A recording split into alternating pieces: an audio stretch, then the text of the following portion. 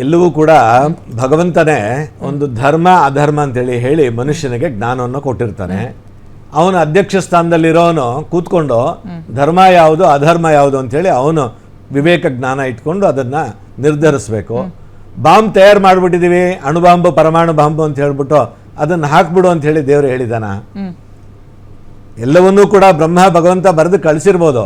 ಅದನ್ನು ಉಪಯೋಗಿಸುವಂತಹ ಬುದ್ಧಿ, ಆ ಒಂದು ಮಾನವೀಯತೆ, ಲೋಕ ಕಲ್ಯಾಣಕ್ಕಾಗಿ ಯೋಚನೆ ಮಾಡುವಂತಹ ಒಂದು ಬುದ್ಧಿ, ಜ್ಞಾನ, ವಿವೇಕ, ಇದನ್ನು ಮನುಷ್ಯನಿಗೆ ಭಗವಂತ ಕೊಟ್ಟಿದ್ರು ಕೂಡ ಮನುಷ್ಯ ತನ್ನ ಅಹಂಭಾವದಿಂದನೋ ಅವನ ಪ್ರಕೃತಿಯಲ್ಲಿರುವಂಥದ್ದು 3 ರೀತಿಯಾದಂತಹ ಗುಣಗಳಿದ್ದೇ ಇರುತ್ತೆ.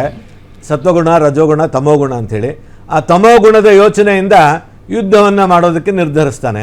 ಇನ್ನು ಪಕ್ಕದಲ್ಲಿರೋರು ಕೆಲವರು, ಈಗ ಉದಾಹರಣೆಗೆ ನಮ್ಮ ಮೋದಿಜಿಯವರೇ ತಗೊಂಡ್ರೆ, ಯುದ್ಧ ಬೇಡ ಅಂಥೇಳಿ ಎಲ್ಲರಿಗೂ ಸಲಹೆ ಕೊಟ್ಟು ಬರ್ತಾ ಇದ್ದಾರೆ ಬೇರೆ ಬೇರೆ ರಾಷ್ಟ್ರಗಳಲ್ಲಿ ಅಧ್ಯಕ್ಷರುಗಳಿಗೆಲ್ಲ.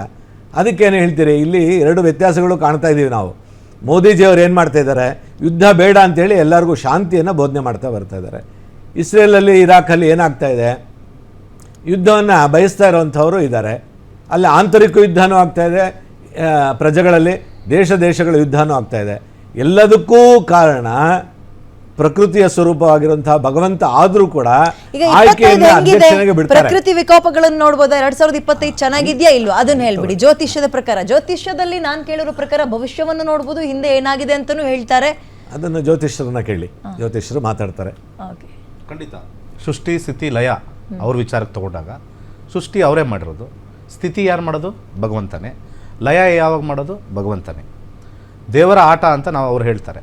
ದೇವರ ಆಟದ ಒಂದು ಬಿಂದು are a focus is seen through astrology. Astrology says about 1925 calendar same. Yes, mathematical calculation. 69ರಲ್ಲಿ ಏನಾದರೂ ಇನ್ಸಿಡೆಂಟ್ಗಳಾಗಿಲ್ಲ? ನಡೆದಿಲ್ಲ.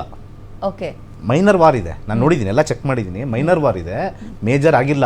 ನಾವು ಇವತ್ತು ಮಾತಾಡಿದಷ್ಟಕ್ಕಂಥ 41. ಇನ್ನೊಂದು ಇಯರ್ ಕೊಡ್ತೀನಿ, ಹಾಕ್ಕೊಳ್ಳಿ. 2031 ಸೇಮ್ ಕ್ಯಾಲೆಂಡರ್. 2031 ಭಾಳ ಥ್ಯಾಂಕ್ಸ್ ಹೇಳ್ತೀನಿ ಗ್ಯಾರಂಟಿ ನ್ಯೂಸ್ ಅವ್ರಿಗೆ, ಇಷ್ಟು ಬೇಗ ನೀವು ಮಾಹಿತಿ ಹಾಕಿ ಇಲ್ಲಿ ಕರೆಕ್ಟ್ ಅಂತ ಹೇಳಿದ್ದಕ್ಕೆ. 2031 ಇಸ್ ಆಲ್ಸೋ ಸೇಮ್. ಯಾಕಂದ್ರೆ it is a mathematical calculation. ಇವಾಗ ಜ್ಯೋತಿಷ್ಯ ಅಂದ ತಕ್ಷಣ ಅದು ಮೂಢನಂಬಿಕೆ ಅಂತ ಹೇಳ್ತಾರೆ. It is A pure calculation. Astrology ಕೂಡ ಒಂದು ಶನಿಗ್ರಹ ಒಂದು ಪ್ರದಕ್ಷಿಣೆ ಹಾಕಿ ಬರೋಕ್ಕೆ 30 ವರ್ಷ ಬೇಕು ಅಂದ್ರೆ it comes at the same time. So ಗಣಿತದ ಲೆಕ್ಕಾಚಾರ ಅಷ್ಟೇ. Astrology is equivalent to God's mathematical. 1941ರಲ್ಲಿ ಕ್ಯಾಲೆಂಡರ್ ಸೇಮ್ ಇತ್ತು, 1969ರಲ್ಲೂ ಸೇಮ್ ಇತ್ತು, ಈಗ 2025 ಇದೆ, ಮುಂಬರುವಂತಹ 2031ರಲ್ಲೂ ಸೇಮ್ ಇದೆ. ಅಂದ್ರೆ ನಾವು 31ರಲ್ಲಿ ಕಾದ್ ನೋಡಬೇಕು, ಸೇಮ್ 25 ಅಂತ ಬರಲ್ಲ ಆ ಥರ. ಯಾಕಂದ್ರೆ ಮ್ಯಾಥಮೆಟಿಕ್ಸ್ ಅಲ್ಲಿ 2 into 9 18 ಬಂದ್ರೆ 9 into 2 18 ಬಂತು ಅಂತ ಹೇಳಿ ಭ್ರಮೇಲಿರ್ತೀವಿ ನಾವು ಅಲ್ವಾ? It's A mathematics.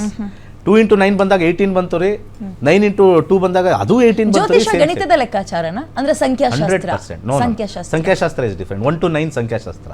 ಡಿಗ್ರಿ ಇದೆ ಕ್ಯಾಲ್ಕುಲೇಷನ್, ಇದರಲ್ಲಿ ಟ್ರಿಗ್ನೋಮೆಟ್ರಿ ಇದೆ. Astrology has got trigonometry, sine theta, cos theta, cosecant theta, ಅದೆಲ್ಲ ಇದೆ. ಇವತ್ತು ಏನಾಗ್ಬಿಟ್ಟಿದೆ, ಸಿಂಪಲ್ ಆಗಿ 9 ಗ್ರಹಗಳನ್ನ 12 ರಾಶಿಗಳನ್ನ ತಗೊಂಡು ಹೊಟ್ಟೆಪಾಡಿಗೆ ಮಾಡ್ಕೊಳ್ಳುತ್ತಾ ಇರ್ತಕ್ಕಂಥ 90% ಪೀಪಲ್ಗೆ ಸೈನ್ಸ್ ಬ್ಯಾಕ್ಗ್ರೌಂಡಲ್ಲಿ ಬರ್ತಕ್ಕಂಥದ್ದು ಕಮ್ಮಿ, ವಿಜ್ಞಾನ ಕಮ್ಮಿ. ಇವತ್ತು ಪಂಚೀಕರಣ ಅಂತ ಮಾತಾಡ್ತೀವಿ, ಆಧ್ಯಾತ್ಮಿಕದಲ್ಲಿ ಪಂಚೀಕರಣ ಅಂತ ಕರಿತೀವಿ. ವಾಟ್ ಈಸ್ ಪಂಚೀಕರಣ? ಈ ಸೃಷ್ಟಿ ಬಂದಿರತಕ್ಕಂಥ ಬ್ಲ್ಯಾಕ್ ಹೋಲಿಂದ ಬಂದಿರತಕ್ಕಂಥ ಒಂದು ಬಿಗ್ ಬ್ಯಾಂಗ್ ಥಿಯರಿ, ಅಲ್ಲಿ fire, earth, air, water, ether ಬಂದಿರತಕ್ಕಂಥದ್ದು ದೇವರ ಸೃಷ್ಟಿ. ಆ ಬೇಸ್ ಮೇಲೆ ಇಟ್ಕೊಂಡು ಬಂದಿರತಕ್ಕಂಥ ಪಂಚೀಕರಣದಲ್ಲಿ ನಾವು ಮಾತಾಡಿದಾಗ ಅದು ಮ್ಯಾಥಮೆಟಿಕಲ್ ಕ್ಯಾಲ್ಕುಲೇಷನಲ್ಲಿ ಬಂತು. ಫಸ್ಟ್ ಬಂದಿದ್ದೇನು ಅಗ್ನಿ ಬಂತ, ಅದಾದಮೇಲೆ ನೆಕ್ಸ್ಟ್ ಏನು ಸೆಟ್ಲ್ ಆಯಿತು. ಸೆಟ್ಲ್ ಆಗಿ 5 ಡಿವಿಷನ್ಸ್ ವಿತ್ ಎ ಸ್ಪೇಸ್. ಈ ಸ್ಪೇಸು ಒಂದು ಮ್ಯಾಥಮೆಟಿಕಲ್ ಕ್ಯಾಲ್ಕುಲೇಷನಲ್ಲಿ ಒಂದು ಮೂವ್ ಆಗ್ತಾ ಇದೆ, ಒಂದು ಟೈಮಲ್ಲೇ ಮೂವ್ ಆಗ್ತಾ ಇದೆ. ಇವತ್ತು ಬೆಳಿಗ್ಗೆ ನಮಗೆ ಸೂರ್ಯ ಉದಯ ಆದ್ರೇ ಬಂದು ನಾವಿಲ್ಲಿ ಚಾನಲ್ ಕೂತ್ಕೊಳ್ಳೋಕ್ಕಾಗೋದು. ಸೂರ್ಯ ಉದಯ ಆಗಿಲ್ಲ ಅಂದರೆ ಎಲ್ಲರಿಗೂ ಸರ್ಪ್ರೈಸ್ ಆಗ್ಬಿಡ್ತದೆ, ಡಿಸ್ಟರ್ಬ್ ಆಗ್ಬಿಡ್ತೀವಿ. There is a order there in the universe, we are following that order. ಭೂಮಿ 24 ಗಂಟೆಯಲ್ಲಿ ಸುತ್ತಾ ಇದೆ, ಆ ಆರ್ಡರ್ ನಾವು ಫಾಲೋ ಮಾಡ್ತಾ ಇದ್ದೀವಿ. If it stops, order disorder ಆಗ್ಬಿಡುತ್ತೆ. ಹೌದು, ಆರ್ಡರ್ ಡಿಸಾರ್ಡರ್ ಆಗ್ಬಿಡುತ್ತೆ. ಸೊ ಮ್ಯಾಥಮೆಟಿಕಲ್ ಕ್ಯಾಲ್ಕುಲೇಷನ್ ಇದೆ, ಅದನ್ನು ಮಾಡಿರ್ತಕ್ಕಂಥದ್ದು ಭಗವಂತ, ಒಪ್ಕೋತೀನಿ. ಆಧ್ಯಾತ್ಮಿಕ ಚಿಂತನೆಯಲ್ಲಿ ಇರಬೇಕು. ಯಾಕಂದರೆ ಆಧ್ಯಾತ್ಮಿಕ ಚಿಂತನೆ ಅಂದರೆ ಕೊಂಡಾಡೋದು ಭಗವಂತನ. ಆಧ್ಯಾತ್ಮಿಕ ಅಂದರೆ ನಥಿಂಗ್. ಅವ್ರು ಮಾಡಿರ್ತಕ್ಕಂಥ ವಿಸ್ಮಯನ ಕೊಂಡಾಡೋದೇ ಆಧ್ಯಾತ್ಮಿಕ ಅಷ್ಟೇ ನನ್ನ ಪ್ರಕಾರ, ಇನ್ನೇನಿಲ್ಲ.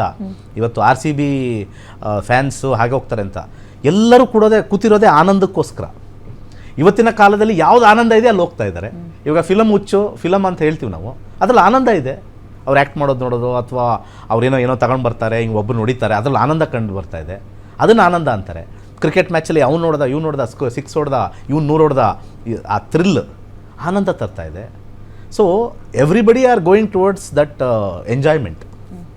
ಆಧ್ಯಾತ್ಮಿಕದಲ್ಲೂ ಆನಂದ ಇದೆ, ಬಟ್ ಅದು ಸ್ವಲ್ಪ ಸಾಧನೆ ಬೇಕಾಗಿದೆ. ಈಗ ನೀವು ಏನ್ ಹೇಳಕ್ ಹೊರಟಿದ್ದೀರಿ ಅಂತ ನಂಗೆ ಸ್ವಲ್ಪ ಗೊಂದಲ ಆಯ್ತು. ಯಾಕೆ ಗೊಂದಲ ಅಂತಂದ್ರೆ ಇಲ್ಲಿ 1941 ಮತ್ತೆ 69 ತಲೆ ಕೆಡಿಸ್ಕೊಳ್ಬೇಕು ಆ ಪಾಯಿಂಟ್ಗೆ